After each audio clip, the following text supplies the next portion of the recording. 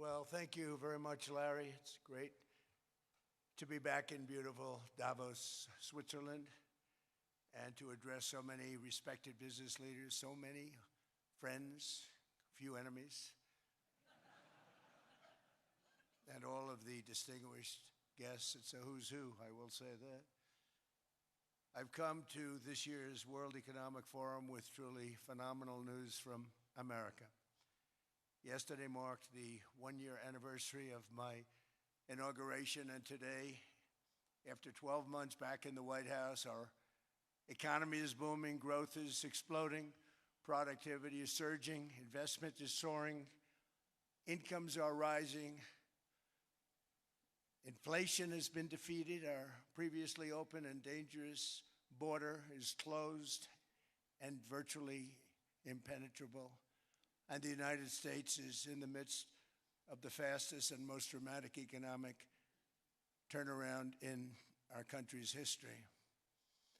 Under the Biden administration, America was plagued by the nightmare of stagflation, meaning low growth and high inflation, a recipe for misery, failure, and decline. But now, after just 1 year of my policies, we are witnessing the exact opposite: virtually no inflation and extraordinarily high economic growth. Growth like I believe you'll see very shortly our country has never seen before, perhaps no country has ever seen before. Over the past 3 months, core inflation has been just 1.6%. Meanwhile, fourth quarter growth is projected to be 5.4%, far greater than anybody other than myself and a few others had predicted.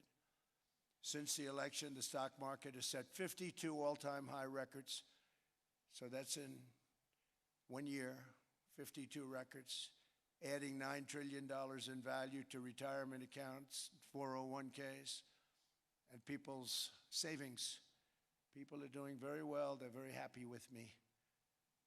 Since my inauguration, we've lifted more than 1.2 million people off of food stamps, and after 4 years, in which Biden secured less than $1 trillion of new investment in our country. Think of that, $1 trillion, substantially less than that. In 4 years, we've secured commitments for a record-breaking $18 trillion, and we think when the final numbers come out, they'll be closer to $20 trillion of investment. That's never been done by any country at any time, not even close. Just over 1 year ago, under the radical left Democrats, we were a dead country. Now we are the hottest country anywhere in the world. In fact, the United States economy is on pace to grow at double the rate that was projected by the IMF just last April. And with my growth and tariff policies, it should be much higher. I really believe we can be much higher than that. And this is all great news, and it's great for all nations. The USA is the economic engine on the planet, and when America booms, the entire world booms. It's been the history. When it goes bad, it goes bad. You all follow us down, and you follow us up, and we're at a point that I don't believe we've ever been. I never thought we could do it this quickly. My biggest surprise is I thought it would take more than a year, maybe like a year and 1 month. But it's happened very quickly. This afternoon, I want to discuss how we have achieved this economic miracle, how we intend to raise living standards for our citizens to levels never seen before, and perhaps how you too and the places where you come from can do much better by following what we're doing, because certain places in Europe are not even recognizable, frankly, anymore. They're not recognizable. And we can argue about it, but there's no argument. Friends come back from different places. I don't want to insult anybody and say I don't recognize it. And that's not in a positive way. That's in a very negative way. And I love Europe, and I want to see Europe go good, but it's not heading in the right direction. In recent decades, it became conventional wisdom in Washington and European capitals that the only way to grow a modern Western economy was through ever-increasing government spending, unchecked mass migration, and endless foreign imports. The consensus was that so-called dirty jobs and heavy industry should be sent elsewhere, that affordable energy should be replaced by the Green New Scam, and that countries could be propped up by importing new and entirely different populations from faraway lands. This was the path that Sleepy Joe Biden administration and many other Western governments very foolishly followed, turning their backs on everything that makes nations rich and powerful and strong. And there's so much potential in so many nations. The result was record budget and trade deficits and a growing sovereign deficit driven by the largest wave of mass migration in human history. We've never seen anything like it. Quite frankly, many parts of our world are being destroyed before our very eyes, and the leaders don't even understand what's happening. And the ones that do understand aren't doing anything about it. Virtually all of the so-called experts predicted my plans to end this failed model would trigger a global recession and runaway inflation. But we have proven them wrong. It's actually just the opposite. In 1 year, our agenda has produced a transformation like America has not seen in over 100 years. Instead of closing down energy plants, we're opening them up. Instead of building ineffective, money-losing windmills, we're taking them down and not approving any. Instead of empowering bureaucrats, we're firing them, and they're going out and getting jobs in the private sector for 2 and 3 times what they were making in government. So they started off hating me when we fired them, and now they love me. Instead of raising taxes on domestic producers, we're lowering them and raising tariffs on foreign nations to pay for the damage that they've caused. In 12 months, we have removed over 270,000 bureaucrats from the federal payrolls, the largest single-year reduction in government employment since the end of World War II. Nobody thought that was coming, but we had no choice. To make a country great, you can't have all federal jobs. We've cut federal spending by $100 billion and slashed the federal budget deficit by 27% in the single year. It's going to go down quite a bit more from that, driving inflation way down from the record highs of the Biden administration. Every month, they went up and up and up. I promised to cut 10 old regulations for every single new regulation, but instead I've cut, actually till this point, 129 regulations for every one new regulation approved. So every time they come in with a new regulation, we do at least 10, but so far it's averaging out to 129, if you can believe it. In July, we passed the largest tax cuts in American history, including no tax on tips, no tax on overtime, no tax on Social Security for our great seniors. We also provided 100% expensing, that's the one they like, and bonus depreciation for all new equipment and capital investments to help companies expand and shift production to America. They are so in love with that. They build a plant, they're able to deduct it immediately, the whole thing, rather than waiting 38 to 41 years in the old days. This is a miracle taking place. Nobody thought it would ever be done by any country, but it's done by us. It was what made my first term the most successful 4-year term that we've ever had from a financial standpoint. And now we've upped it. This is a 10-year program, not a 1-year program. But you're allowed to deduct everything in 1 year. It used to be 38 to 41 years. With tariffs, we've radically reduced our ballooning trade deficit, which was the largest in world history. We were losing more than $1 trillion every single year, and it was just wasted. It was going to waste. But in 1 year, I slashed our monthly trade deficit by a staggering 77%, and all of this with no inflation, something everyone said could not be done. There were a couple of brilliant people that actually thought I was doing the right thing. I thought I was doing the right thing. Now they all think I'm doing the right thing because they can't believe the numbers. American exports are now up by more than $150 billion. Domestic steel production is up by 300,000 tons a month, and it's doubling over the next 4 months. It's doubling and tripling, and we have steel plants being built all over the country. Nobody thought they'd see that. Factory construction is up by 41%, and that number is really going to skyrocket right now because that's during a process that they're putting in to get their approvals, and we've given very, very quick, fast approvals. In the process, we've made historic trade deals with partners covering 40% of all U.S. trade.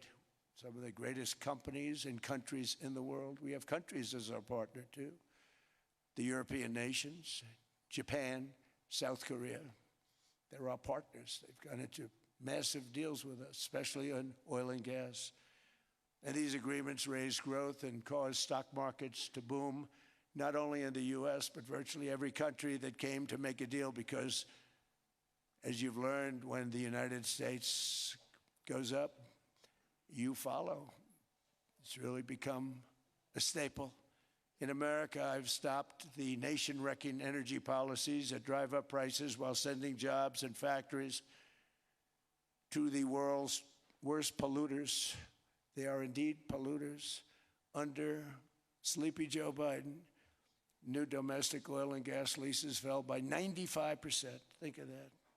And they wonder, why was gasoline going up so fast?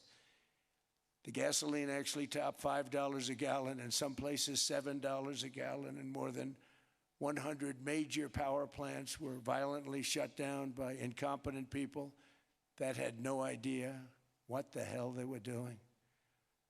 Under my leadership, U.S. natural gas production is at an all-time high, by far. U.S. oil production is up by 730,000 barrels a day, and last week we picked up 50 million barrels from Venezuela alone.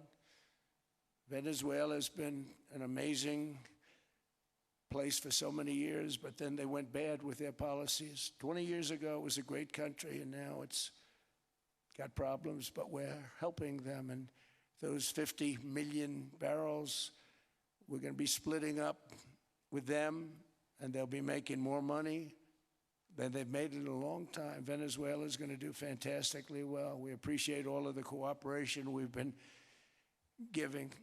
We've been given great cooperation. Once the attack ended, and they said, let's make a deal. More people should do that. But Venezuela is going to make more money in the next 6 months than they've made in the last 20 years.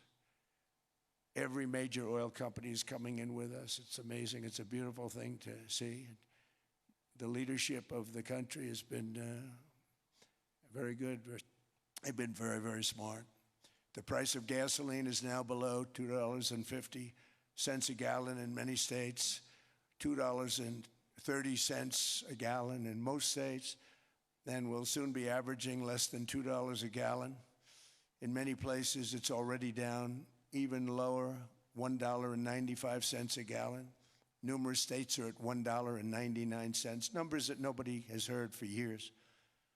Actually, since my last administration, we got it down to around those numbers. I've signed an order directing and approval of many new nuclear reactors. We're going heavy into nuclear. I was not a big fan because I didn't like the risk, the danger, but they have the progress they've made with nuclear is unbelievable, and the safety progress they've made is incredible. We're very much into the world of nuclear energy, and we can have it now at good prices and very, very safe. And we're leading the world in AI by a lot. We're leading China by a lot. I think President Xi respects what we've done, in part because I've allowed these big companies building these massive buildings to build their own electric capacity. They're building their own power plants, which, when added up, is more than any country anywhere in the world is doing. I read recently an article in the Wall Street Journal that China's creating so much energy, and they are. I got to hand it to them. But we're creating as much or more, and we're letting them do that. I'm very proud of it. It was my idea. I said, you can't create this much energy. We needed more than double the energy currently in the country just to take care of the AI plants. And I said, we can't do that. We have an old grid system. And I came up with the idea, you people are brilliant, you have a lot of money. Let's see what you can do. You can build your own electric generating plants. And they looked at me, they didn't believe me. All of the names that are, I think, in the room right now, if you want to know the truth, they didn't believe it. And I said, no, you can't. They came back 2 weeks and they didn't have the plant. They said, we thought you were kidding. I said, no, not only am I not kidding, you're going to have your approvals within 2 weeks. I always say nuclear will take 3 weeks. But most aren't going that. They're going oil and gas. They're even going coal in some cases. Because of my landslide election victory, the United States avoided the catastrophic energy collapse which befell every European nation that pursued the Green New Scam, perhaps the greatest hoax in history. The Green New Scam, windmills all over the place, destroy your land. Destroy your land. Every time that goes around, you lose $1,000. You're supposed to make money with energy, not lose money. Here in Europe, we've seen the fate that the radical left tried to impose on America. They tried very hard. Germany now generates 22% less electricity than it did in 2017. And it's not the current chancellor's fault. He's solving the problem. He's going to do a great job. But what they did before he got there, I guess that's why he got there. And electricity prices are 64% higher. The United Kingdom produces just 1/3 of the total energy from all sources that it did in 1999. Think of that, 1/3. And they're sitting on top of the North Sea, one of the greatest reserves anywhere in the world, but they don't use it. And that's one reason why their energy has reached catastrophically low levels with equally high prices. High prices, very low levels. Think of that, 1/3.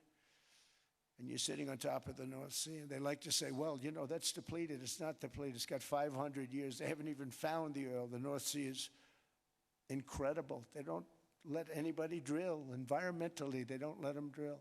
They make it impossible for the oil companies to go. They take 92% of the revenues. So the oil companies say, we can't do it.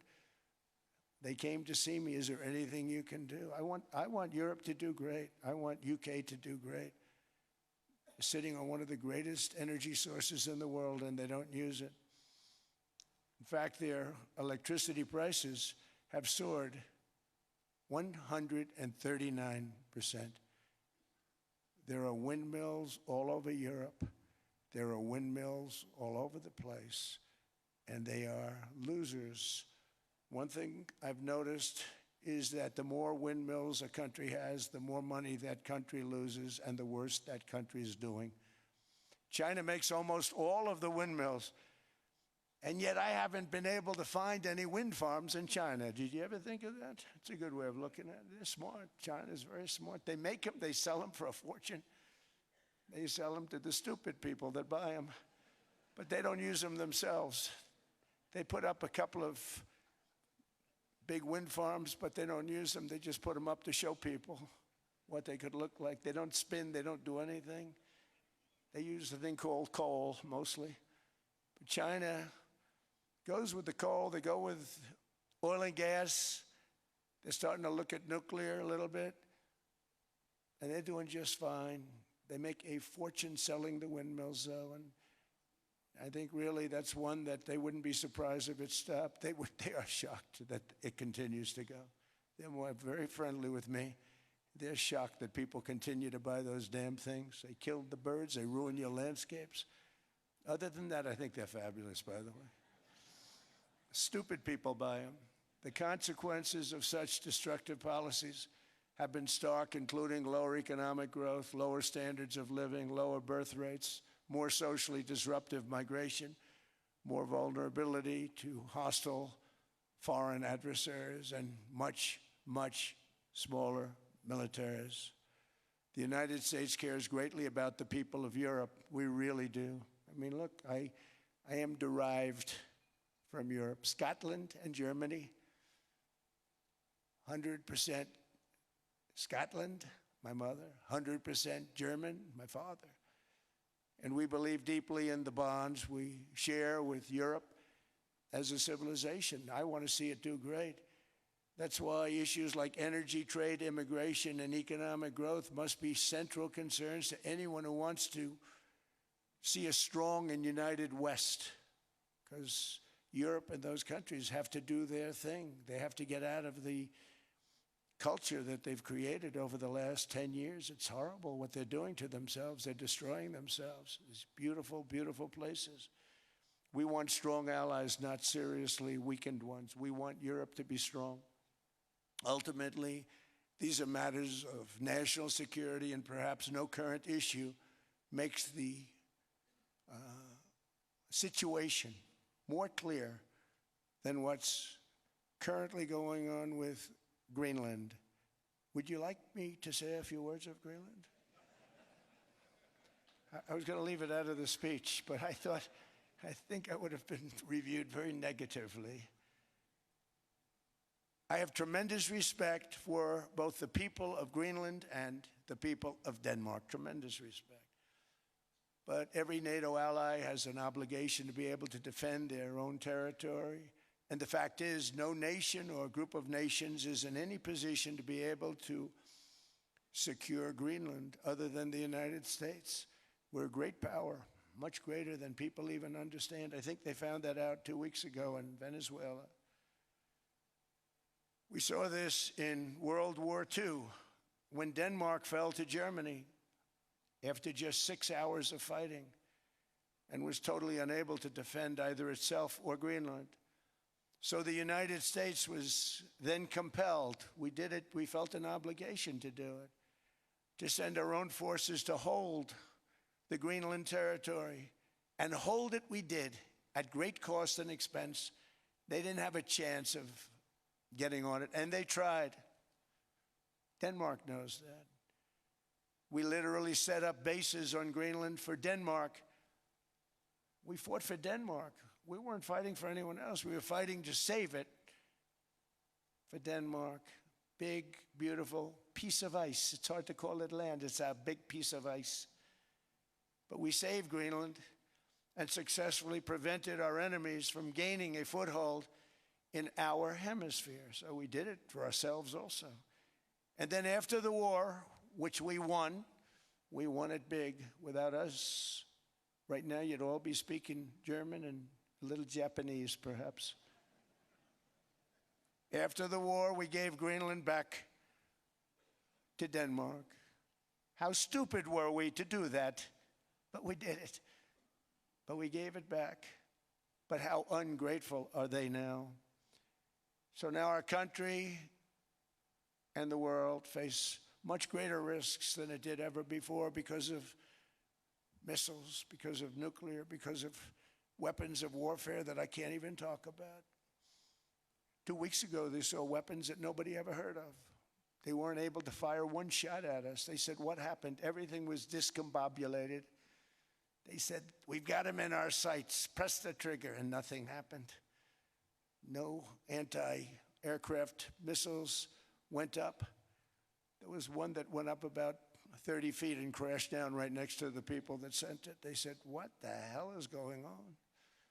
Those defensive systems were made by Russia and by China. So they're going to go back to the drawing boards, I guess. Greenland is a vast, almost entirely uninhabited and undeveloped territory. It's sitting undefended in a key strategic location between the United States, Russia, and China. That's exactly where it is, right smack in the middle. Wasn't important nearly when we gave it back. You know, when we gave it back, it wasn't the same as it is now. It's not important for any other reason, you know. Everyone talks about the minerals. There's so many places. There's no rare earth. No such thing as rare earth. There's rare processing, but there's so much rare earth. And to get to this rare earth, you got to go through hundreds of feet of ice. That's not the reason we need it. We need it for strategic national security and international security. This enormous unsecured island is actually part of North America on the northern frontier of the Western Hemisphere. That's our territory. It is therefore a core national security interest of the United States of America. And in fact, it's been our policy for hundreds of years to prevent outside threats from entering our hemisphere. And we've done it very successfully. We've never been stronger than we are now. That's why American presidents have sought to purchase Greenland for nearly 2 centuries. You know, for 2 centuries they've been trying to do it. They should have kept it after World War II, but they had a different president. That's all right. People think differently. Much more necessary now than it was at that time, however. In 2019, Denmark said that they would spend over $200 million to strengthen Greenland's defenses. But as you know, they spent less than 1% of that amount. 1%. There's no sign of Denmark there. And I say that with great respect for Denmark, whose people I love, whose leaders are very good. It's the United States alone that can protect this giant mass of land, this giant piece of ice, develop it and improve it and make it so that it's good for Europe and safe for Europe and good for us. And that's the reason I'm seeking immediate negotiations to once again discuss the acquisition of Greenland by the United States, just as we have acquired many other territories throughout our history, as many of the European nations have. They've acquired. There's nothing wrong with it. Many of them, some went in reverse, actually, if you look. Some had great, vast wealth, great, vast lands all over the world. They went in reverse. They're stuck back where they started. That happens too. But some grow. But this would not be a threat to NATO. This would greatly enhance the security of the entire alliance, the NATO alliance. The United States is treated very unfairly by NATO. I want to tell you that. And when you think about it, nobody can dispute it. We give so much and we get so little in return. And I've been a critic of NATO for many years. And yet I've done more to help NATO than any other president by far, than any other person. You wouldn't have NATO if I didn't get involved in my first term. The war with Ukraine is an example. We are thousands of miles away, separated by a giant ocean. It's a war that should have never started, and it wouldn't have started if the 2020 U.S. presidential election weren't rigged. It was a rigged election. Everybody now knows that. They found out. People will soon be prosecuted for what they did. It's probably breaking news, but it should be. It was a rigged election. You can't have rigged elections. You need strong borders, strong elections, and ideally a good press. I always say it. Strong borders, strong elections, free, fair elections, and a fair media. The media is terrible. It's very crooked. It's very biased, terrible. But someday it'll straighten out because it's losing all credibility. Think of it. When I win in a landslide, a giant landslide, won all 7 swing states, won the popular vote, won everything, and I only get negative press. That means that it has no credibility. And if they're going to get credibility, they're going to have to be fair. So you need a fair press. But you also need those other elements. And I inherited a terrible, terrible situation. If you look, the border was open.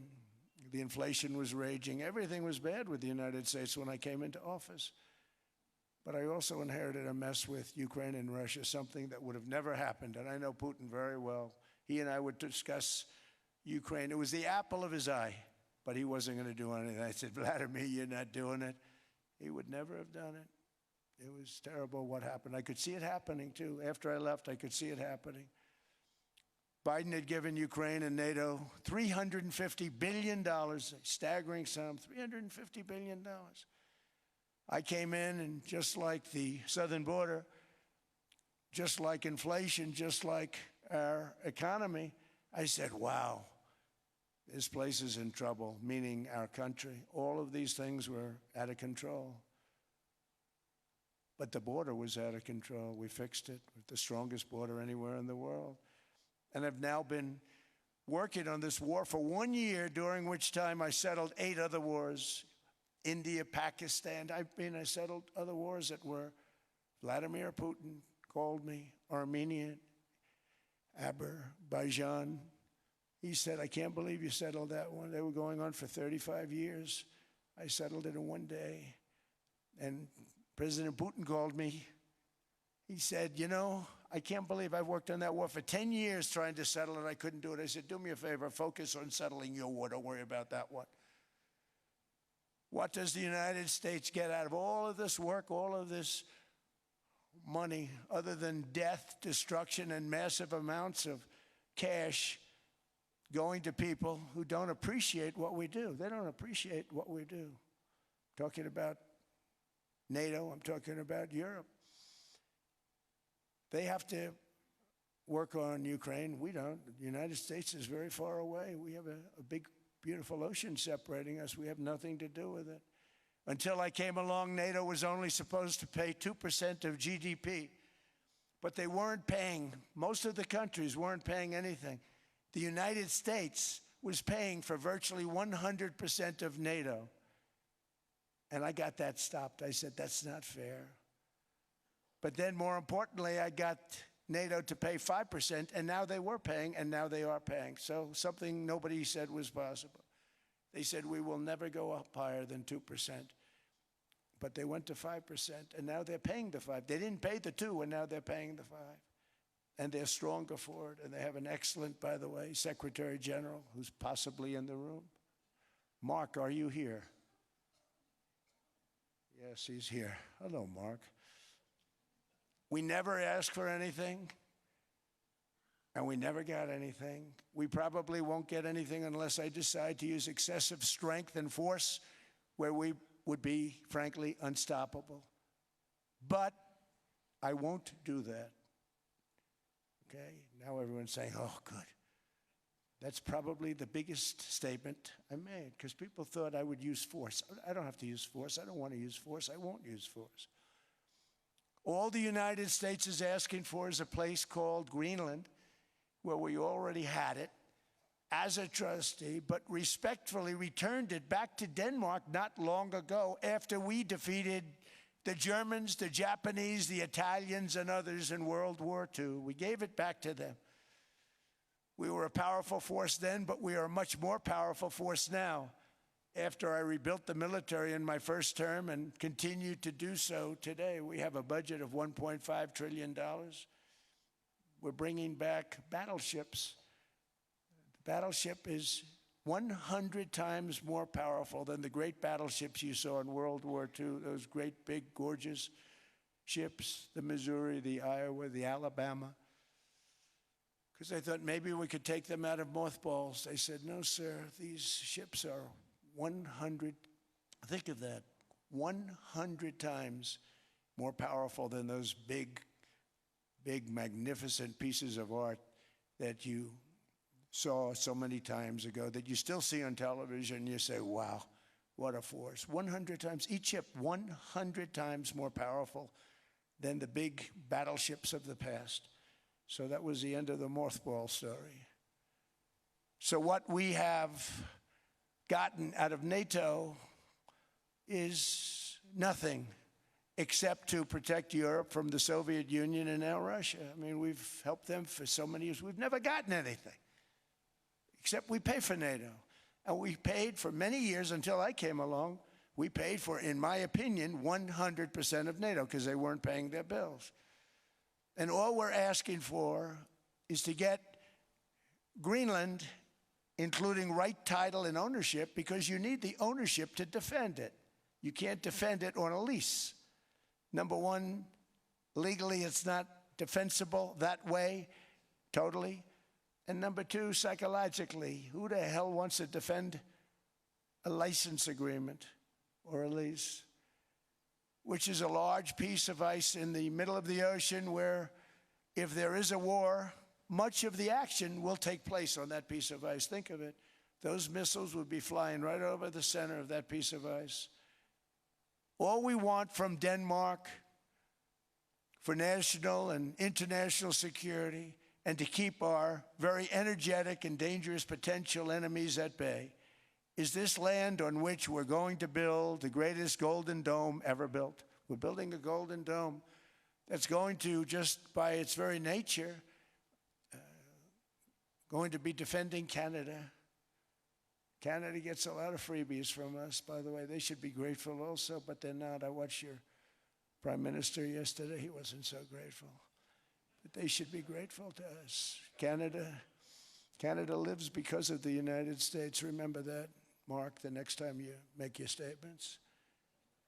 What we did for Israel was amazing, but that's nothing compared to what we have planned for the United States, Canada, and the rest of the world. We are going to build a dome like no other. We did it for Israel. And by the way, I told Bibi, stop taking credit for the dome. That's our technology. That's our stuff. But they had a lot of courage, and they were good fighters, and they did a good job, and we wiped out the Iran nuclear threat like nobody can believe. Nobody's ever seen anything like it. That, Venezuela, taking down Soleimani, wiping out al-Baghdadi when he tried to reinstitute ISIS. We did a lot. I did a lot of big things, all perfectly executed. Everyone was perfectly executed. Somebody told me that, a military expert told me, "Sir, everything you've done has been perfectly executed." I said, "I know." So other presidents have spent, whether foolishly or not, trillions and trillions of dollars on NATO and gotten absolutely nothing in return. We've never asked for anything. It's always a one-way street. Now they want us to help them with Ukraine. And we say, we're going to. I'm really helping, not even them. I want to see, last week, if you saw, it was 10,000 soldiers, but last month it was 31,000 soldiers died. 31,000. That's this room times, the number of people in this room times 30. Think of it. 30,000 soldiers died in 1 month. The month before it was 27,000. The month before that it was 28,000. The month before that it was 25,000. It's a bloodbath over there. And that's what I want to stop. It doesn't help the United States, but these are souls. These are young people. Look like you, look like some of you right in the front row. They go to war. Their parents are so proud. Oh, there he goes, comes back. 2 weeks later, they get a call, your son's head's been blown off. I want to stop it. It's a horrible war. It's the worst since World War II. They keep going, they'll exceed World War II. The numbers are staggering, how many people they've lost. They don't want to talk about it. Ukraine and Russia lost just tremendous amounts. And I'm dealing with President Putin, and he wants to make a deal, I believe. I'm dealing with President Zelensky, and I think he wants to make a deal. I'm meeting him today. He might be in the audience right now. But they got to get that war stopped because too many people are dying, needlessly dying. Too many souls are being lost. It's the only reason I'm interested in doing it. But in doing it, I'm helping Europe, I'm helping NATO, and I've until the last few days when I told them about Iceland, they loved me. They called me daddy, right, last time.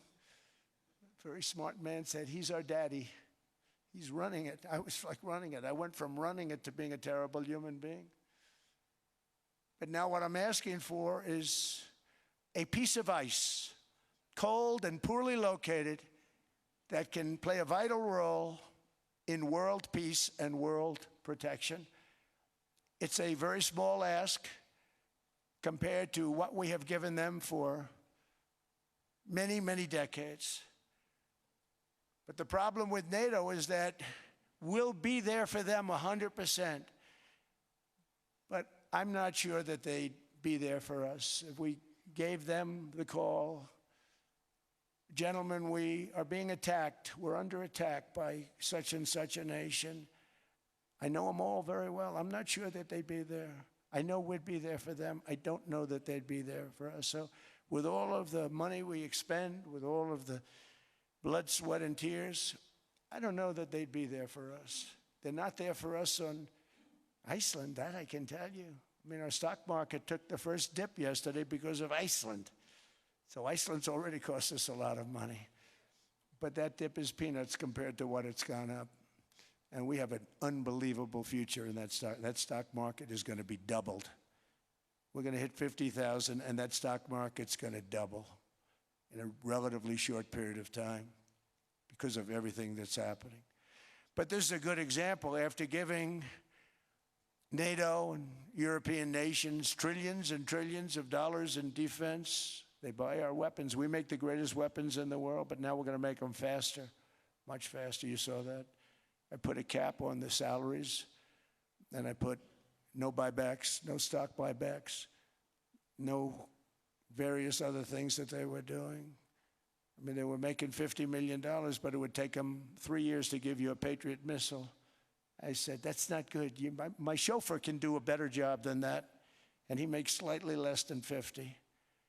They make big salaries. If they're going to make those big salaries, they're going to have to produce a lot faster. The good news is we have the greatest equipment in the world. Now we're going to start making it a lot faster. They're going to build additional plants. And all of the money that goes into stock buybacks is going to go into building plants. We're not allowing stock buybacks by defense companies any longer. They're going to build new plants to make Tomahawks, Patriots. We have the best equipment, F-35s, F-47, the new one just coming out. They say it's the most devastating plane, fighter jet ever. Who knows? They called it 47. If I don't like it, I'm going to take the 47 off it. I wonder why they called it 47. We'll have to think about that. But if I don't like it, I'm going to take that 47 off. But it's supposed to be the stage 6. It's supposed to be the first stage 6 plane, undetectable, like our B-2 bombers were undetectable. They flew right over Iran. They were undetectable. And they did their job, and they got the hell out of there.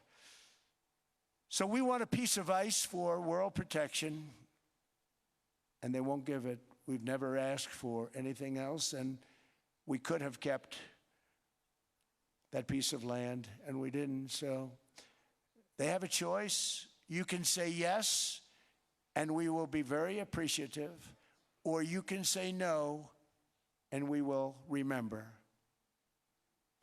A strong and secure America means a strong NATO, and that's one reason why I'm working every day to ensure our military is very powerful, our borders are very strong, and above all, our economy is strong because national security requires economic security and economic prosperity, and we have the greatest that we've ever had.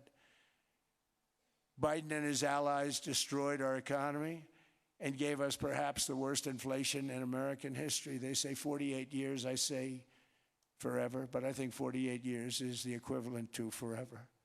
Whether it's 48 years or ever, it's terrible, costing the typical family $33,000. What they did to this country should never, ever be forgotten. It's early, but he has to be rated as the worst president we've ever had by far.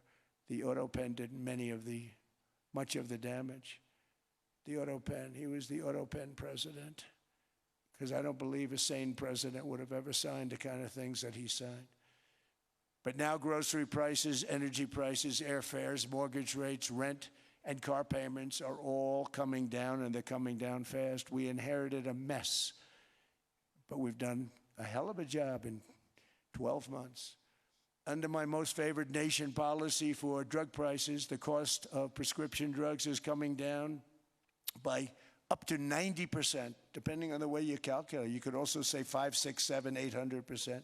There are two ways of figuring that. But we have a favored nations policy that every president wanted, no president was able to get. I got it, and other nations approved it. And I had to use tariffs in order to get it because they said, no way. In other words, a pill that costs 10% in London costs $130. Think it costs $10 in London, costs $130 in New York or in Los Angeles. And I'd say, boy, that's bad. Friends of mine would say, you know, we go to London, you can buy the stuff for nothing. We go all over the world, we can buy it for nothing.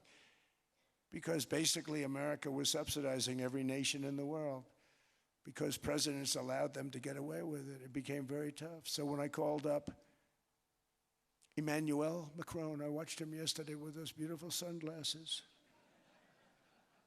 What the hell happened? But I watched him sort of be tough. But he was at $10 for a pill. And I said, Emmanuel, and I have all the big pharmaceutical companies are in total agreement. It wasn't easy, by the way. They're tough, smart. They've been getting away with the scam for a long time. But they gave it up. But they said, you'll never get the countries to approve it. I said, why is that? Because they won't. They always said, we're not paying any more. Get the rest for the United States. So over the years, they stayed the same. We just went up, up, up. And I mean, we would pay 13, 14, 15 times more than certain countries would. So I said, no, they'll approve it 100%. Sir, you'll never get them to approve it. I said, I guarantee you. But I actually sided with Emmanuel, who probably is in the room too. And I like him. I actually like him. Hard to believe, isn't it? And I said, Emmanuel, you're going to have to lift the price of that pill to $20, maybe $30. Think of that. That means it's a doubling of prescription drugs. Might be a tripling, might be a quadrupling. It's not easy. No, no, no, Donald, I will not do that. I said, yes, you will, 100%. He said, no, no, no. You're asking me to double.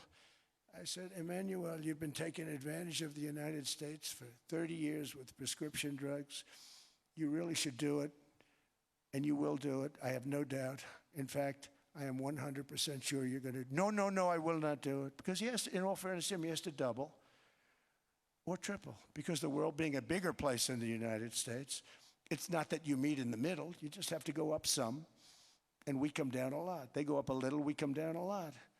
So we're at $130, they're at 10. So they may have to go to 20 or 30. No more than that. I said, Emmanuel, you're going to be doubling or tripling? No, no, no. I said, here's the story, Emmanuel. The answer is you're going to do it. You're going to do it fast. And if you don't, I'm putting a 25% tariff on everything that you sell into the United States and a 100% tariff on your wines and champagnes. And that's about 10 times more than what I'm requesting. And you're going to do it. I don't want to go public with it, but you may make me do that. No, no, Donald, I will do it. I will do it. It took me, on average, 3 minutes a country, saying the same thing. You will do it. They all said, no, no, no, I will not do it. You're asking me to double the cost of prescription. I said, that's right, because you've been screwing us for 30 years. And they said, we will not do it. I said, that's all right. On Monday morning, we're putting a 25, 30, 50. I gave different numbers for different countries. This is also national security we're talking about. Not fair. We're not going to subsidize the whole world. And every one of those countries have agreed to do it. So one of the biggest things that I've done is the fact that we have now most favored nation. We will pay whatever the lowest price is in the entire world. So our drug prices are going to be coming down by staggering 90%. Again, you could say 1,000%, 2,000%. Depends on the way you want to figure it. But we'll go with the way the fake news likes it better because it sounds, can you imagine a 90% reduction sounds much worse. But drug prices are going to be coming down tremendously in all the nations, and I appreciate them doing it. But they did it, in all fairness, without tariffs, I wouldn't have been able to get it done. After declining $3,000 under Biden, real incomes are up in the United States by $2,000, $3,000, and even $5,000 and more. Home ownership has always been a symbol of health and vigor of American society, but that goal fell out of reach for millions and millions of people in the Biden era because interest rates went up so high. Today, I'm taking action to bring back this bedrock of the American dream. In recent years, Wall Street giants and institutional investment firms, many of you are here, many of you are good friends of mine, many of you are supporters. Sorry to do this to you, I'm so sorry. But you've driven up housing prices by purchasing hundreds of thousands of single-family homes, and it's been a great investment for them. Often, as much as 10% of houses on the market.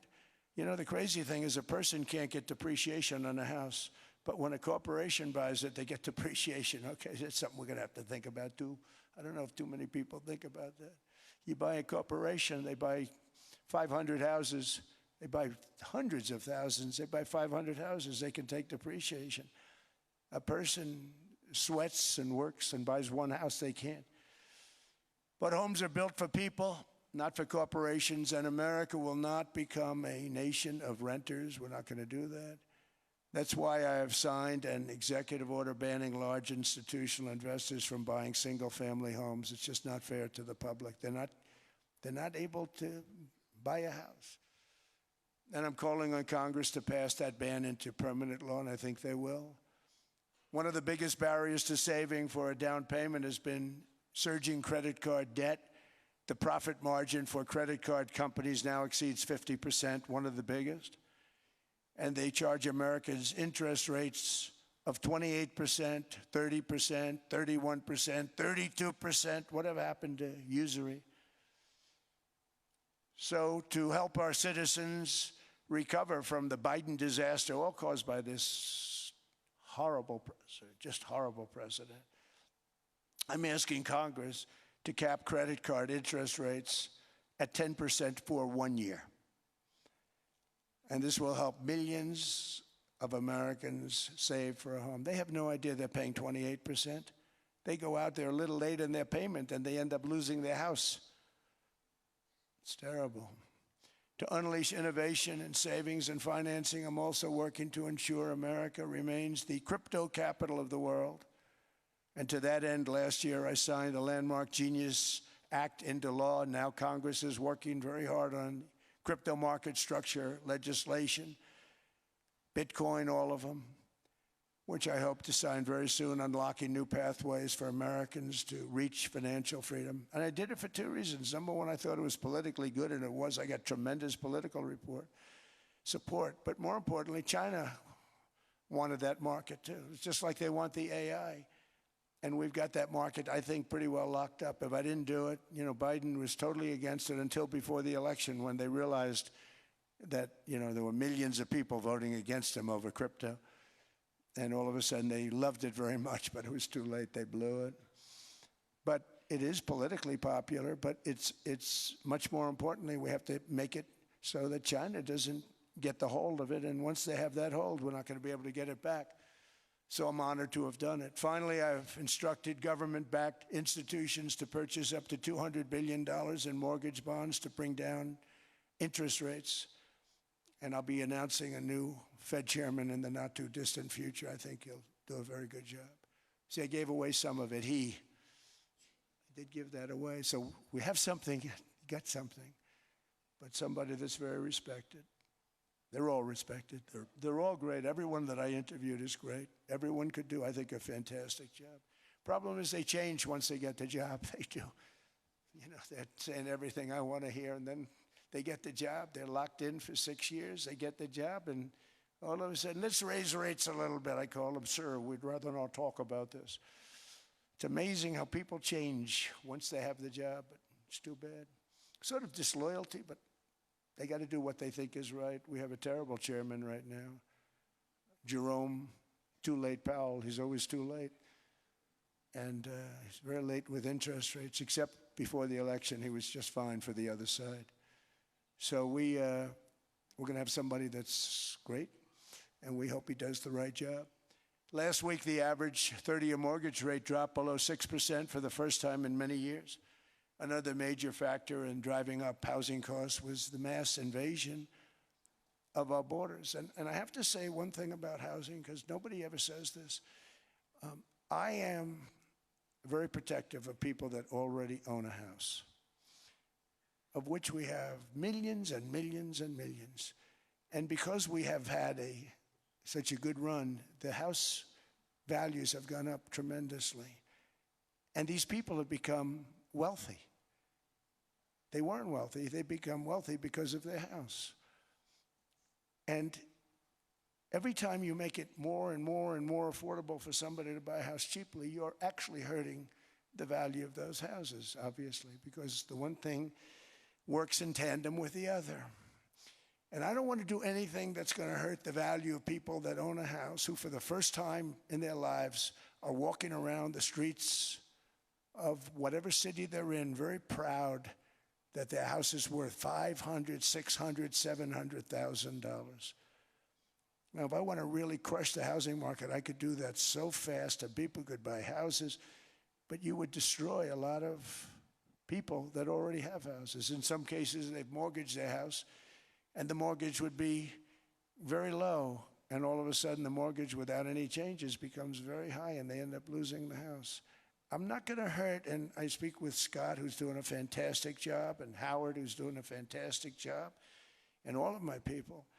And I always say, look, you know, I can crush the hell out of the market. We can drop interest rates to a level, and that's one thing we do want to do. That's natural. That's good for everybody. You know, the dropping of the interest rates, we should be paying a much lower interest rate than we are. We should be paying the lowest interest rate of any country in the world, because without the United States, you don't have a country.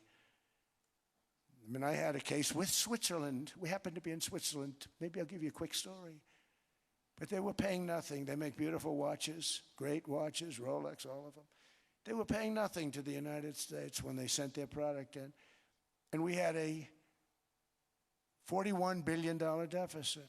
$41 billion with this beautiful place. Flew over it, isn't it nice? So I said, let's put a 30% tariff on them so that we get back some of it, not all of it at all. We'd still have a deficit, big deficit. We had 41 million. That's a big deficit. And I said, let's put a tariff on. Different tariffs, different places. You're all party to them.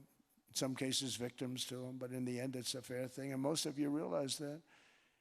But we put a 30% tariff on Switzerland, and all hell broke loose. They were calling, I mean, like you wouldn't believe. And I know so many people from Switzerland, incredible place, incredible, brilliant place. But I then realized that they're only good because of us. And there's so many other examples. I mean, us and probably other places, but a majority of the money they make is because of us, because we never charged them anything. So they come in, they sell their watches, no tariffs, no nothing. They walk away, they make $41 billion on just us. So I said, no, we can't do that. So I'm going to bring it up. I still would have a deficit pretty substantial, but I brought it up to 30%. And I guess Prime Minister, I don't think President, I think Prime Minister called a woman, and she was very repetitive. She said, no, no, no, you cannot do that, 30%. You cannot do that. We are a small, small country. I said, yeah, but you have a big, big deficit. You may be small, but you have a bigger deficit than big countries. He said, no, no, no, please, you cannot do it. Kept saying the same thing over and over. We are a small country. I said, but you're a big country in terms of, and she just rubbed me the wrong way, I'll be honest with you. And I said, all right, thank you, ma'am, appreciate it. Do not do this. Thank you very much, ma'am. And I made it 39%. And then all hell really broke out. And I was paid visits by everybody. Rolex came to see me. They all came to see me. But I realized, and I reduced it, because I don't want to hurt people. I don't want to hurt them. And we brought it down to a, lower level. Doesn't mean it's not going up, but we brought it down to a lower level. But they pay now, tariff. But I realized that we have many places like that where they're making a fortune because of the United States. Without the United States, they wouldn't be making anything. Think of it. Switzerland made $41 billion on us. And as she said, it's a small place. And I realized with that, I don't know, it was so, because she was so aggressive. And I realized in that conversation that the United States is keeping the whole world afloat. Many places, I could give you 6, 7 places just in the people in this little area. I know every one of them. They're looking down. They don't want to see me, and they don't want to stare me in the eyes. But they're taking advantage of, everybody took advantage of the United States. But I've been very fair, and I gave them a tariff, and it was fine. But I realized that without us, it's not Switzerland anymore. Without us, it's not any of the countries that are represented here. And we want to work with the countries. We want to work with them. We're not looking to destroy them. I could have said 39, 40%. I could have said I want a 70% tariff, then we make money with Switzerland. But Switzerland would have been probably destroyed, financially destroyed. I don't want to do that. But we should be paying the lowest interest rate of everybody. I hope Scott's listening to this, because we should be paying the lowest interest rate of everybody. Without us, most of the countries don't even work. And then you have the protection factor. Without our military, which is the greatest in the world by far, without our military, you have threats that you wouldn't believe. You wouldn't believe. You don't have threats because of us, and that's because of NATO. One other thing, and I have to say it so importantly, in the old days, and I used to say I'm the youngest in the room. Now I'm among the older. I hate to say it. I don't feel old, but I'm among the older. But I remember not long ago, 20, 25 years ago, when good news came out about, let's say, the United States. The United States had a great quarter. The United States had a great month. All the stocks went up. And that's the way it's supposed to be. Now when they say the United States had a record quarter, it's unbelievable how well it's doing, all the stocks crash because they say, oh no, inflation, they're going to raise interest rates. And they do. Some of these stupid people like Powell, they raise interest rates. And what they do is they stop you from being successful. It used to be when we had a great quarter, a great month, great earnings, great anything, any good news, the stock market went up. That's the way it's going to be. We got to do that again, because that's the way it should be. Now when we have a great month, they want to kill it. Like we did over 5%. People were surprised. We should do 20%. We could do 25%. When we announce good numbers, and the reason is they're so petrified of inflation. And growth doesn't mean inflation. We've had tremendous growth with very low inflation. In fact, growth can fight inflation, proper growth. So we want to get back to the days when we announce great numbers, because we're going to be announcing phenomenal. You know, all these factories that are being built at record, thousands of businesses are being built right now. Remember, $18 trillion is invested. I think the second number is 3, and that was China many years ago. Investments in the country from outside. 18 trillion, nobody's ever seen. And that's money coming in and building things, factories. Thousands of businesses are being built, thousands. Hundreds of big factories, car plants are moving back to the United States. They're coming in from Canada, they're coming in from Mexico, from Japan. Japan's coming in and building plants here in order to avoid tariffs. They're coming in from China, they're coming in from all over the world. We have more plants being built now, car plants, than we've ever had built, even in the heyday from the 1940s and 50s. And they're bigger. They don't use renovations anymore where they take an old plant, they rip it down, they build a brand new plant, super modern plant. But it's happening at levels that nobody's ever seen. In 2024, the U.S. built less than 2 million new homes, but Biden admitted more than 8 million new migrants. And those days are over. In 2025, for the first time in 50 years, the United States had reverse migration. Boy, that was nice. And these were criminals that were being taken out of our country because they allowed people to come into our country from jails, from gangs, drug dealers, murderers. 11,888 murderers. We've gotten most of them out. And then ICE gets beat up by stupid people from leadership in Minnesota. We actually are helping Minnesota so much, but they don't appreciate it. Most places do. You know, Washington, D.C. is the safest place now in the United States. It was a very dangerous place to walk, and now you can walk with your wife, your kids, right through the middle of the city. Right now, Washington, D.C. is as safe as it gets. It was one of the most unsafe, I had to admit. We sent in the military, the National Guard. Within 2 months, it was great. Within 3 months, it's like a really great place and a safe place and a beautiful place. It's even been cleaned up. The graffiti's gone. The fences are gone. We don't have to worry about fences anymore.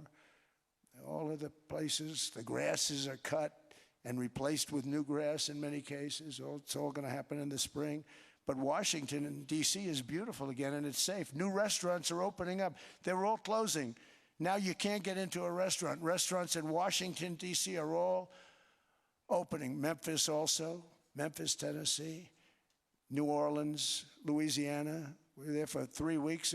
We've cut the crime down by 64%. Within another month, we'll have virtually no crime there. We can do that all over. We're going to help the people in California. We want to have no crime. I know Gavin was here. I used to get along so great with Gavin when I was president. Gavin's a good guy. And we're going to, if he needed it, I would do it in a heartbeat. I'd love to see. We did help them a lot in Los Angeles, a lot with the early in my term when they had some problems. But we would love to do it. I would say this, if I were a Democrat governor or whatever, I would call up Trump. I'd say, come on in, make us look good. Because we're cutting crime down to nothing. And we're taking people out, career criminals, who are only going to do bad things, and we're bringing them back to their countries. But where we've done it, it's been amazing. And we have a capacity to do it at much greater levels. We're cutting illegal aliens off welfare and other government benefits, and I have directed that starting immediately, there will be no more payments to sanctuary cities because they are really just sanctuaries for criminals. They're really protecting criminals, and those are the ones we have to get out of the country. Murderers, drug dealers, the mentally insane. They emptied their mental institutions into the United States. And despite that, we have the lowest crime numbers that we've ever had in the history of the country. Just came out. But equally importantly, we're cracking down on more than $19 billion in fraud that was stolen by Somalian bandits. Can you believe that Somalian? They turned out to be higher IQ than we thought. I always say these are low IQ people. How did they go into Minnesota and steal all that money? And we have, they're pirates. They're good pirates, right? But we shoot them out of the water just like we shoot the drug boats out. They're not pirating too many boats lately, do you notice? When they go out into those boats, they want to take over a $1.5 billion tanker loaded up with oil, and they say, we're going to blow up your boat. They have powerful weapons. You hit the side of the boat, you blow the whole thing up.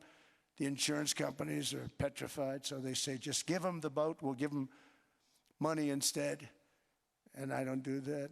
We blow them right the hell out of the water. We see them going out, we blow them out of the water. We don't have any pirates so much anymore. If we do, they won't be there long. We've cut down with the hitting of the boats that are loaded up with drugs, including submarines. Can you believe they actually buy small, they call them mini subs, very fast. They're meant for drugs. We've knocked out 2 of them. The Democrats say they were fishing. You have ruined somebody's fishing weekend, I would say. A submarine is not a fishing boat. You don't fish. But we've knocked down drugs by water, the oceans, the sea, by 97.2%. Think of that. And I actually say, who the hell are the 3%? Because I would not want to be piloting one of those boats. We knocked them down, and now we're going to start on land. We're going to knock it all out. The land is the easy part. What we did on sea is incredible, and that's our great military. The situation in Minnesota reminds us that the West cannot mass import foreign cultures which have failed to ever build a successful society of their own. I mean, we're taking people from Somalia, and Somalia is a failed, it's not a nation. Got no government, got no police, got no military, got no nothing. And then we have this fake congressperson who they just reported is worth $30 million. You believe this? Ilhan Omar, talking about the Constitution provides me. She comes from a country that's not a country, and she's telling us how to run America. Not going to get away with it much longer, let me tell you. The explosion of prosperity and conclusion and progress that built the West did not come from our tax codes. It ultimately came from our very special culture. This is the precious inheritance that America and Europe have in common. We share it. We share it, but we have to keep it strong. We have to become stronger, more successful, and more prosperous than ever. We have to defend that culture and rediscover the spirit that lifted the West from the depths of the Dark Ages to the pinnacle of human achievement. We live in an incredible changing period. It's an unbelievable time, but we have to take advantage of the time that we're in. In our hands are technologies that our ancestors could scarcely have. I mean, they couldn't have even dreamt some of the things that we see today. And so rapidly they're produced. I mean, AI, 2 years ago, nobody ever heard of the term, and now everybody's talking about it. And it can have some very good purpose. It could also have some dangerous purpose, and for that we have to watch out. But some tremendous things are happening because of it. And we're leading by so much. We're doing so well. But opportunities that are bigger and grander than ever before in human history are right before us. It is the pioneers in this room. Many of you in this room are true pioneers. You're truly brilliant people. Just your ability to get a ticket is brilliant because you have about 50 people for every seat. I don't know what, that's Larry. Everything Larry touches turns to gold. He made this very successful. But you're in this room, and some of you are the greatest leaders anywhere in the world. You're the greatest brains anywhere in the world. And the future is unlimited, and to a large part because of you, and we have to protect you, and we have to cherish you. I always say we have to cherish our brilliant people because there aren't many of them. So together with confidence, boldness, and persistence, let us lift up our people, grow our economies, defend our shared destiny, and build a future for our citizens that is more ambitious, more exciting, more inspiring, and greater than the world has ever seen. We're in a position to do things that nobody else has ever even thought of before. And many of the people in this room are the ones that are doing it, and I want to congratulate you, and I'm with you all the way. You can do things that nobody else can even think about. So I congratulate you on your tremendous success, and the United States is back, bigger, stronger, better than ever before, and I'll see you around. Thank you all very much. Thank you very much.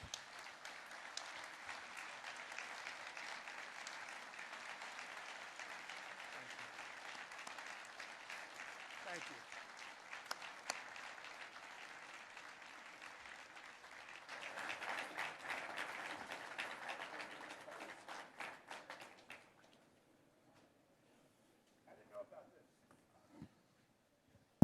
This was supposed to be a nice fire chat, Mr. President. Yes, good. You I got set up. I did know. You made the job for the moderator really easy. Thank you, Mr. President, for your speech. I do have a few follow-up questions, if it's okay. Sure. I don't think I should start with Greenland, maybe. I'll start with the economy. The U.S. economy is doing really, really well. But how to sustain this growth moving forward? Because there's always a recession looming around the corner. Well, you know, the one thing about economies and recessions is sometimes you get hit unexpectedly and there's nothing you can do about it. All brilliant people, but there's nothing. One example was COVID. We had an economy going at levels like nobody had ever seen my first 2.5, 3 years.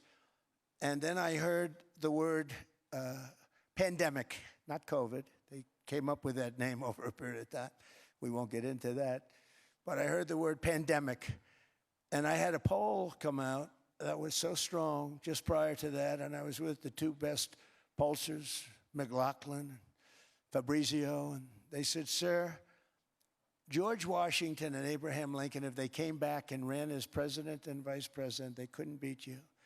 And then what happened is the following day, I was told to stay tuned because there's something really bad happening in China. There are bodies laying all over Wuhan, right around that certain building that we talk about. I always said it came from Wuhan. It did come from Wuhan. And there were body bags. We saw it by satellite. And they said, there are strange things happening in China. And so it began. And we ended up with the COVID, and the whole world suffered. We did a phenomenal job. I don't think we got the credit we deserved. We did something that Operation Warp Speed, which some people say was one of the greatest military feats ever. We did a great job. Used our military, used a lot of people. But sometimes you get hit with things, nothing you can do. You get hit with things like that unexpectedly. And we got through it. And when I left, The stock market was higher than it was previous to the COVID coming up. And that was, I called it a great achievement. But things happen, bad things happen. The things that we can stop are wars if we're smart. That we can stop. Those are a matter of being intelligent and having intelligent people on the other side. Because wars are the worst of all. Wars are worse than anything. But we can stop wars because that's sort of up to us. But things like dust flying in the air, wherever COVID comes from or whatever comes, sometimes you have to be a little bit lucky.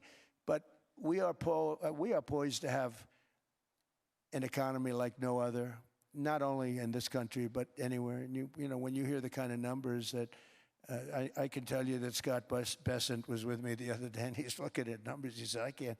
And that's all he's done his whole life, pretty much your whole life. Scott, you weren't going to be a football player, I don't think. Scott was not that great at football, but he was always good at numbers, right? And he was looking at numbers. He said, I've never seen anything like this. We're poised to do things that no other country has ever done. And, you know, luck, I hate to say it, but we need a little luck. We don't want to get hit by something that nobody could have thought. Whoever thought we were going to hit by a pandemic? You know, when I heard the word pandemic, I said, oh, that's an ancient problem. World War I, they lost 100 million people. It actually ended World War I. A lot of people don't know. The Spanish flu in World War I ended the war because all the soldiers were sick. The soldiers were so sick on both sides. And that war was raging, and they were all dying from the Spanish flu. They were sick as dogs. They couldn't fight. So, you know, you don't know how that would have turned out. But so we do, I mean, subject to that, and I always have to put a caveat in for it, but we're poised to have the greatest growth of any large country, I think any country that there's been. When you look at what's happening in the United States, it's really amazing. Thank you. One thing that maybe keeps you up at night, I know you don't sleep that much anyway, Mr. President, is the debt. The U.S. debt is high, is now the biggest expenditure on your budget. How to get out of that impasse? Well, the big thing is growth. I mean, growth is the way. If we grow like this, we go from having at $37 trillion. We go from having high debt to low debt. But we also are cutting expenses, you know, the old-fashioned way. We have extraordinary growth. I think we're going to be growing our way out. I think we're going to be paying off debt. We're taking in tremendous money from tariffs fairly. And again, I'm using them judiciously. You know, Switzerland's a case study. I could have gotten much more. I could have asked for much more. But we're using them judiciously. But I think growth, most importantly, and then cutting costs. Now, if you take a look at Minnesota, $19 billion in fraud and other things. People going to airports, they came into the country, they don't have 10 cents, and they're leaving with hundreds of thousands of cash in their bags. When we get to that, and our DOJ, Pam, and Todd, and all the people that work over there, and all of the people that work in here, I can tell you, Scott Bessent is working on that. It's a priority, right? You have your whole team. We're in there looking for where this money is coming from, how much it is. It could be more than $19 billion. Can you believe that? That's just one state. If we were able to cut out 50% of the fraud, 50%, and we should be able to do better than that, we would have a balanced budget without having to talk about even growth. So we have a lot of options, but we're working very hard on that. That's a big deal. It's not just the protests, a fake protests done by agitators and, you know, professional insurrectionists. That's what they are. They're professional troublemakers. But we are looking very strong at the money too in Minnesota and other places. I think, Mr. President, also the $500 billion invested in artificial intelligence and the frontier technologies last year also were driving growth exponentially in the U.S. Well, AI has been a big factor. AI is massive.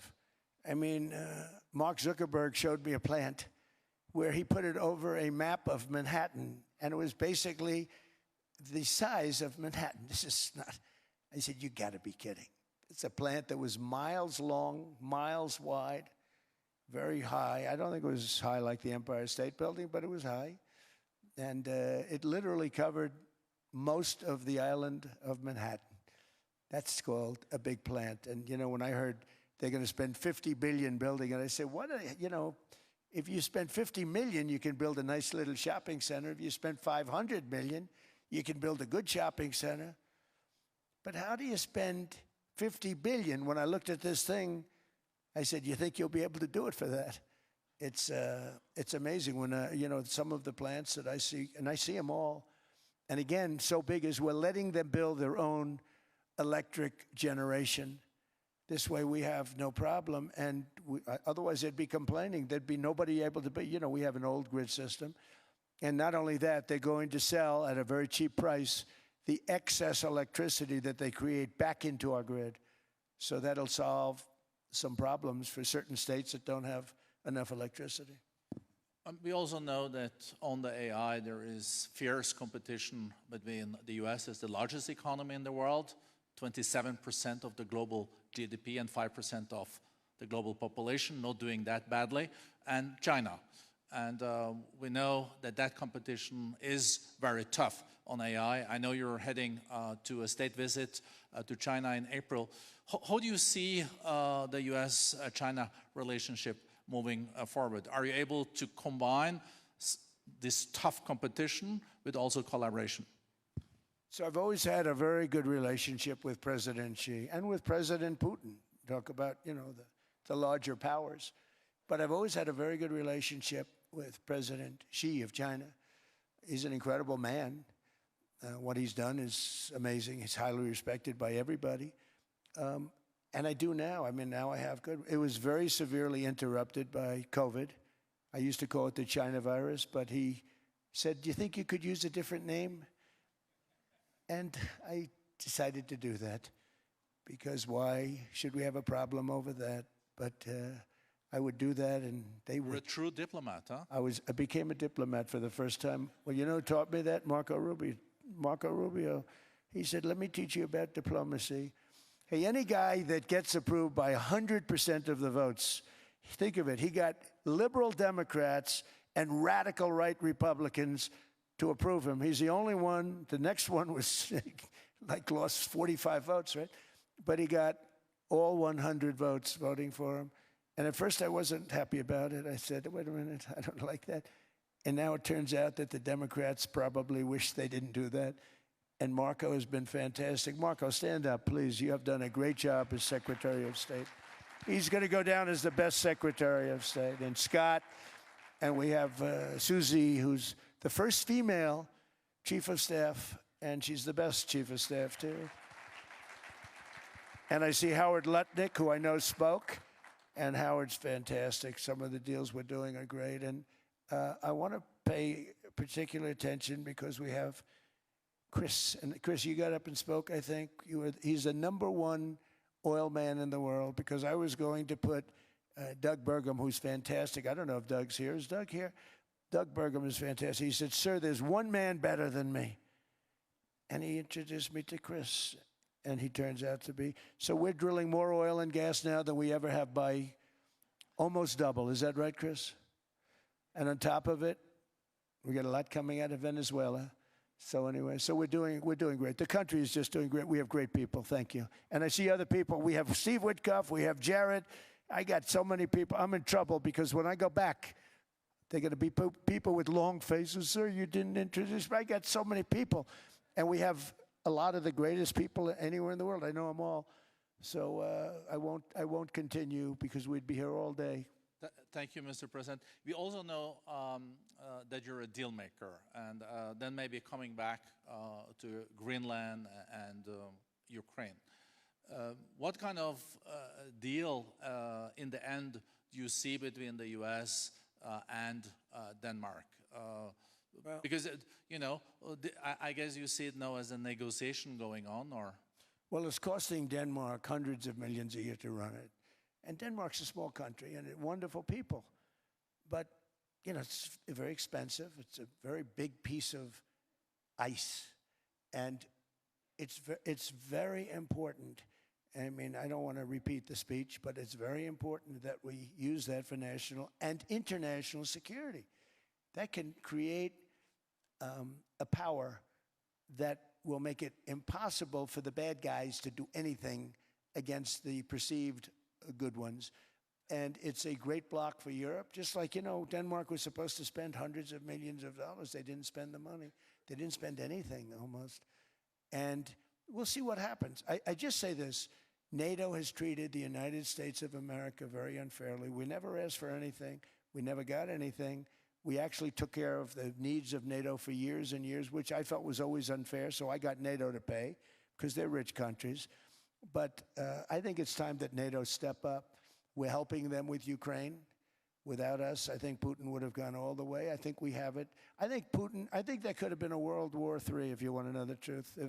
If Kamala was elected, or Joe, any one of those, those thinkers, I think you could have ended up in World War III. And I will say Steve Witkoff has been dealing incredibly with, but we're not going to have World War III. We want to get it stopped, but we're not going to have World War III. I think if I wasn't elected, I think that could have evolved into World War III. It was a very, very bad situation. And it still is, but it's not that kind of bad. It's bad because so many young people are being killed. How close do you think there is on an agreement on Ukraine? I had the pleasure of speaking with Steve Witkoff and Jared Kushner yesterday. I know they're working hard on it. I know that they're also traveling now. Do you see this very close or still? Well, I hate to say it. I thought that was going to be so. I settled 8 wars plus. And I thought that was going to be one of my easier ones. Not the easiest. Some I settled in a matter of hours because I'm good at that stuff. The United Nations should be doing this. I shouldn't be doing it, but it doesn't matter. It's got to get done, saving a lot of lives. We're saving millions of lives. With Ukraine, Russia, there's tremendous hatred between President Zelensky and President Putin. That's not good. That's not good for settlements. We know from dealing. There's abnormal hatred. With that being said, I think Russia wants to make a deal. I think Ukraine wants to make a deal. And we're going to try getting a deal done. I think I can say that we're reasonably close. What happens is oftentimes we'll have a deal with Russia. Russia's set, and President Zelensky will not do it. You saw that when he was in the Oval Office. I was not happy. And then we'll have President Zelensky wants to make a deal, and Putin doesn't want to make the deal. It's a very difficult balance, and it's big time, and it is. To use a word, it's a bloodbath. It's horrible what's happening. It's a drone war. The drones are killing, thousands of people a week, thousands. We have to get it stopped. So I believe they're at a point now. I'm going to meet with President Zelensky later today. I believe they're at a point now where they can come together and get a deal done. And if they don't, they're stupid. That goes for both of them. And I know they're not stupid. But if they don't get this done, they are stupid. So I don't want to insult anyone, but you got to get this deal done. Too many people are dying. It's not worth it. President Sisi is sitting on the first row here. He spoke earlier today and also complimented you on the Gaza deal. I think there will be a signing tomorrow. Of course, there are different views on this, but how important do you think this signing is on the Board of Peace? And do you think this is going to sustain? Do you think we now will see Gaza reconstructed and billions of US dollars invested? I do. I think we have peace in the Middle East. There are some little situations like Hamas, and Hamas has agreed to give up their weapons. Now, they were born with a weapon in their hand, so it's not easy to do. When they were born with a rifle in their hand. It's not an easy thing for them, but that's what they agreed to. They've got to do it. And we're going to know, Jared, over the next 2 or 3 days, certainly over the next 3 weeks, whether or not they're going to do it. If they don't do it, they'll be blown away very quickly. They'll be blown away. We have 59 countries that are part of that whole peace deal. And some of those countries aren't even they're near the Middle East, but they're not in the Middle East traditionally. And they want to come in and take out Hamas. They want to come in. They want to do whatever they can. There's a problem with Hezbollah in Lebanon, and we'll see what happens there, but that's a problem. But there are these little flames, but there's peace in the Middle East. Now, had we not gone in and knocked out with those big, beautiful, we just ordered 25 brand new ones, the latest and the greatest, the B-2 bomber. Think of them, they went in there at 2 o'clock in the morning. with no moon, no light, no nothing, and every single one of those massive bombs hit its target, 100,000-pound bombs hit its target, every one of them.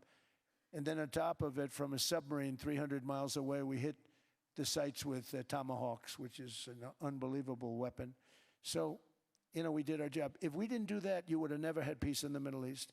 And the countries like Saudi Arabia, UAE, and Qatar could never have, and others could never have signed anything because you would have had this dark cloud, and the dark cloud was Iran with nuclear. Iran would, if we didn't take them out, they would have had a nuclear weapon within 2 months. They were very close to having the nuclear weapon, and we hit them hard. And it was a total obliteration. If they may try again, but they're going to have to try from a different area because that area was obliterated. Incredible thing we did. And because we did that, we were able to make peace. If we didn't do that, I would say, Jared and Steve, if we didn't do that, there was no chance of making peace because the countries I just named and other countries could have never signed off. They were afraid. They were afraid. We had a bully. The bully was Iran, the bully of the Middle East. They used to call it for years. They were the bully of the Middle East. They're not the bully of the Middle East anymore. Mr. President, I know you even had to change a plane last night, so I guess you didn't have much sleep, but I think you're but your energy is still there. I know you have several bilateral meetings. I know you're also hosting a reception. So thank you so much for coming back to Davos. Thank you so much. It's highly appreciated. Well, thank you very much. Thank you, everybody, very much.